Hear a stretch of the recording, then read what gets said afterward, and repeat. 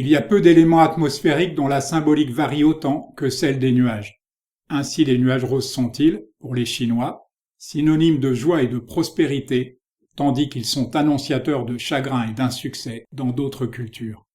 Chez les anciens Grecs, les nuages sont des moutons broutants sous la garde du dieu berger Apollon, tandis qu'ils se font dans la mythologie nordique les coursiers fougueux des messagères d'Odin, les fameuses Valkyries, qui transportent jusqu'au Valhalla l'âme des guerriers vaincus.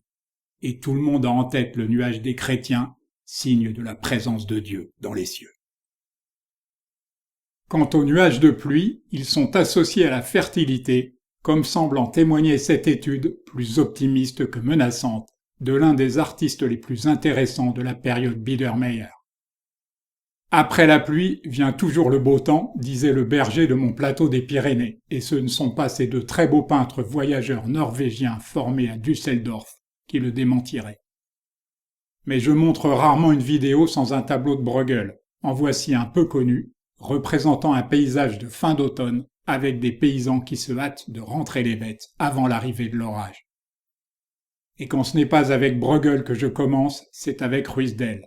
Sans ce paysagiste visionnaire, pas de Constable, pas de Turner, pas d'école de Barbizon, ni même d'Hudson River School. Les quelques paysages attribués à Rembrandt datent de la fin des années 1630. Je tiens en conséquence pour possible que son pont de pierre ait exercé une influence sur Ruysdael, génial, dès son adolescence. Ne vous fiez pas à son nom, cet artiste toulousain qui fit toute sa carrière à Paris est considéré comme un précurseur du paysage moderne, c'est-à-dire d'un paysage qui a fait l'objet d'une étude en plein air.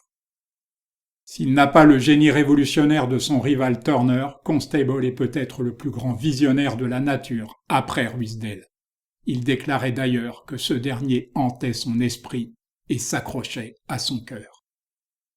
Les études de nuages de Turner n'ont pas la même grâce, mais au moins rend-il hommage avec ce port fictif à celui auquel il doit une certaine tendance à glorifier le pouvoir absolu de la nature.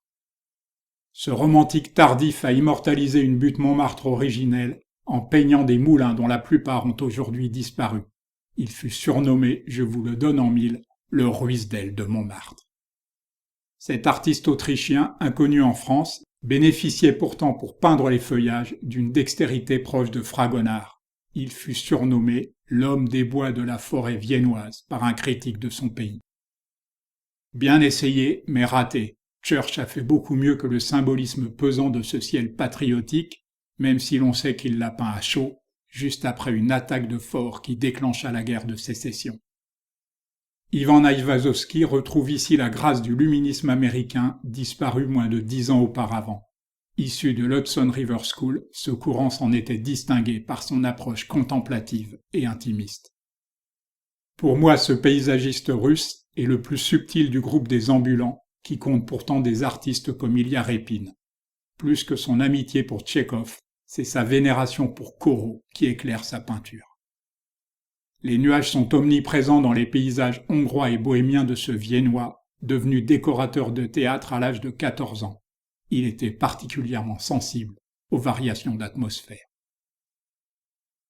La place donnée aux nuages et aux variations atmosphériques par ce précurseur de l'impressionnisme lui valut le surnom de roi des ciels.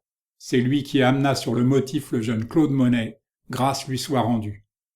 Qu'il peigne les masques d'un carnaval grimaçant et tragique ou les plages de sa cité balnéaire natale, cet artiste ostendais exaspérait ses concitoyens, qui l'imaginaient d'éminence moluqueuse.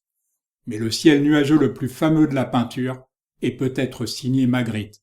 Avec cette maison vue de nuit sous un ciel de jour, l'artiste a réalisé l'œuvre surréaliste par excellence qui ouvre grand la porte à notre propre imaginaire.